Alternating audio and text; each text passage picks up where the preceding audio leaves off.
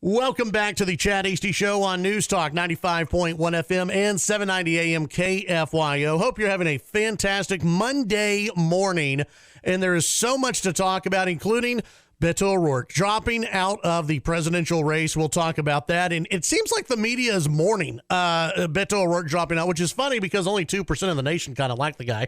So we'll talk about that later on in the program. We've got Scott Braddock, editor of Quorum Report, coming up at 10 a.m. And right now, it's always a pleasure when we get to visit with our next guest, the senior senator from the great state of Texas. It's U.S. Senator John Cornyn. Good morning, sir. How are you? Morning, Chad. Good to be with you. I'm doing great. Great. It's always good to have you on, and I think we say this every time. There's always something going on in D.C. to talk about, and we'll get to what is making national headlines here in just a little bit, but I want to talk about the Response Act that you filed there in the Senate. Talk about that. It was just about a week or so ago that you filed this legislation. Yeah, Chad, as you know, in August we had this two terrible tragedies, one in Midland, Odessa, and the other in El Paso, where we had these mass shootings. What became obvious, particularly in the Midland, Odessa instance, was unlicensed firearms dealers that don't do background checks selling guns to somebody who was legally disqualified and who had failed a previous background check. And I still remember visiting with the police chief in Odessa. He said, we need access to better mental health diagnosis and treatment. Everybody knew that this particular individual was a problem and was having a mental health crisis, and he had been in crisis really off and on over years, and nobody really knew what to do with him. So what we tried to do in this is to not only go after the unlicensed firearms dealers that don't do background checks, like the one out of Lubbock who sold the firearm to the shooter in Midland, Odessa, but also to try to provide more tools so people get access to mental health care so that they don't become a danger to themselves or to others. So, Senator, does this make, if let's say I sell to a good buddy of mine a firearm, does the Response Act make that illegal? How does that work? No, it wouldn't. It certainly would not. But if you're in the business of selling firearms on a day-to-day basis, then you would have to comply with the federal firearms license requirements, which most gun dealers do.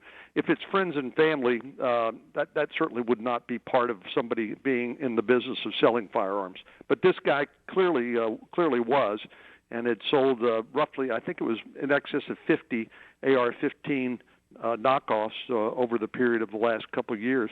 So he would have been required to do a background check, which he was not, and that's how the shooter in Midland, Odessa got his hands on that particular weapon. For those who and I think this is a good question, for many out there.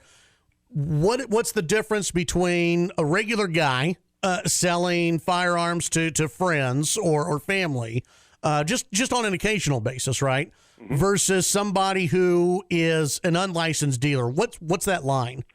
Well, that's part of the problem, is that it's not real clear, and right now there is a gap, or that lack of clarity in the law gets exploited.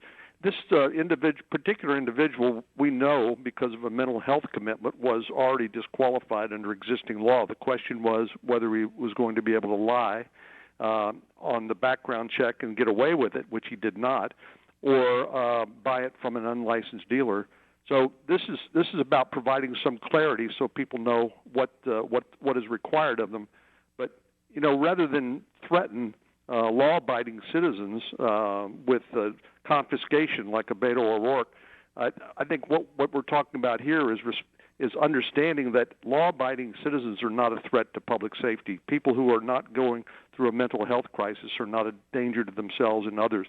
So that's not where we should go with this. We need to go with how do we fix what is broken in order to try to save lives in the future. And I think this bill tries to meet that balance test. Do you believe that this will lead to the closure of what some have called the gun show loophole? Will this lead to the banning of private sales in any way? No, not at all. Not at all. Okay. It's a matter of fact, we would make clear that that is not the intention here.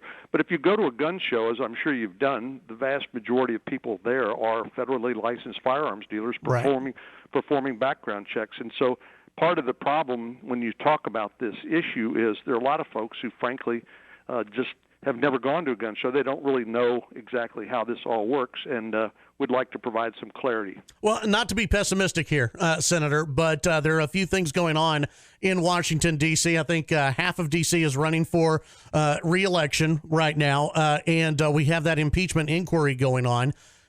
In all seriousness, is there any room to get anything done on anything between now and Election Day 2020? Well, that's the real problem, because here we are just a year out, and Nancy Pelosi has lost control of her increasingly radical caucus, and they're demanding this impeachment inquiry, which will really crowd out our ability to get other things done, things like pass the USMCA, the NAFTA trade deal successor, highway bill, which we need to do, things like bringing down prescription drug costs. All of those things, I think, are in some jeopardy because there's only so much bandwidth here in Washington, D.C. when it comes to getting things done. And apparently Nancy Pelosi and Adam Schiff want to use that bandwidth for politics, something they know will not succeed because they're not going to get to 67 votes in the Senate, certainly based on what we know now. Visiting with Senator John Cornyn here on the Chad Hasty Show. Do you think there's been some talk lately of a possible government shutdown before Thanksgiving? That's coming up pretty soon. Do you think that is something that we're likely to see, or is that unlikely? I think it's unlikely. That continuing resolution expires on November the 21st. I don't know anybody who thinks that government shutdowns solve any problems, because when the government opens back up again, you're dealing with the same issues that led to the shutdown in the first place. I think it's better to try to solve the problem rather than ignore it and just make things worse for everybody concerned. But I think it's unlikely. But, you know, in this political environment, I guess anything can happen. Yeah, we're visiting with Senator John Cornyn. I want to, there's a headline out from the Washington Post, and I want to get your reaction to it.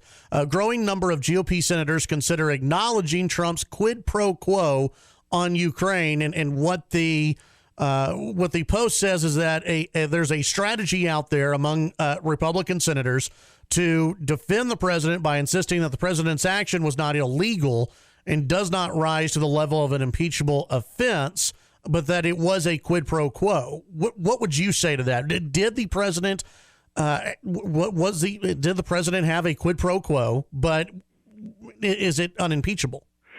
Well, Chad, you know that what never fails to amaze me is the double standard that's applied to this president as opposed to other presidents. It's always been the case that presidents have been able to leverage aid to other countries in order to advance U.S. policy.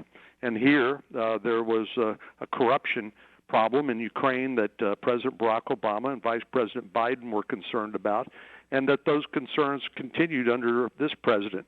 So I really think what the problem is that the Democrats have a transcript that the president, they didn't expect him to release. So we can read it for ourselves and see what he said. When I read that letter, I don't see a quid pro quo. Even if there was, I don't think it would be impeachable or illegal for the president to do so. So this is just an excuse, I think, to continue this campaign that's existed since the president was sworn in to try to remove him from office by any means possible. And here we are, a year before the election. Yeah. Why don't we just focus on the election instead of divide the country and eliminate any possibility of doing things that the American people might like to see us do? How united are Republicans in the Senate? Because, you know, that obviously the House is going to do what they're going to do. And at the end of the day, I'm not sure if they're actually going to vote to impeach the president or to introduce those articles of impeachment. But how united right now are your Republican colleagues? Well, this is obviously a very serious matter. It's only, if it does occur, it will only be the fourth time in American history where an impeachment of a president is undertaken. And, of course, we know in no instance has it been successful. It is true that Richard Nixon resigned, But no Senate has ever voted to remove a president, and as I said, it takes 67 votes. So based on what we know now, I don't believe there's any reasonable chance that the president will be convicted of the articles of impeachment if, in fact, Nancy Pelosi and Adam Schiff decided to vote on them. I think there is some jeopardy for them, as we saw after the Clinton impeachment, that it could blow back on them in the 2020 election and actually end up helping President Trump get reelected rather than hurting him. What would your advice be to President Trump right now? Is he focusing? Do you believe he's focusing too much on this, and he should focus on other parts of his agenda? Or is, I guess at the end of the day, if he were to ask you, what should I be focusing on? What would you tell the president? Well, I would tell him, let us do our jobs, and if the House does vote on the impeachment articles, let the Senate do its job, and focus on what's good for the American people. Many of us have suggested that the president tweet less. But he loves the ability to be able to communicate directly and almost instantaneously with the American people, and he certainly does that a lot. But I think by focusing on the work of the American people and getting things done, like lowering prescription drug costs, passing a highway infrastructure bill, pass this new trade deal, the successor to NAFTA, all those things I think people could see would benefit our country and our economy, and let the Democrats play politics. We'll take care of the impeachment articles if and when they come to the Senate. I have one more question and just one clarification for you before I let you go, visiting with Senator John Cornyn here on the Chad Hasty Show. The whistleblower, the so-called whistleblower, I think Democrats have said that they are willing, or the whistleblower has said he's willing to answer written statements. Is that good enough, or does this need to be done in person and not just written down? It needs to be done in public so the American people can judge it for themselves. They're not going to. Nancy Pelosi and Adam Schiff aren't going to impeach this president or not going to convict him of articles of impeachment based on what is done behind closed doors and in secret. And in fact, now because the transcript of the telephone call has been made public, the identity of the whistleblower is really almost a moot point. We can read it for ourselves and see what was said in the conversation. But, of course, this is part of the political intrigue and drama, and I expect it to continue. So I don't really, but I don't think any more of these secret meetings and hearings and inability to ask witnesses questions in public is acceptable. I think it needs to be done out in the open. And just for clarification, before we let you go, Senator, and I know you have a busy day, and we appreciate you joining us today, have you seen anything at all that should concern or worry the American public, or anything that rises to an impeachable offense from President Trump? I have not. All right. That's a good answer, Senator John Cornyn. I appreciate your time today. Always appreciate it when you're able to join us, and we hope you have a great one. Thanks, Chad. That's U.S. Senator John Cornyn here on the Chad Hasty Show, News Talk KFYO. We'll take our break. We'll be right back.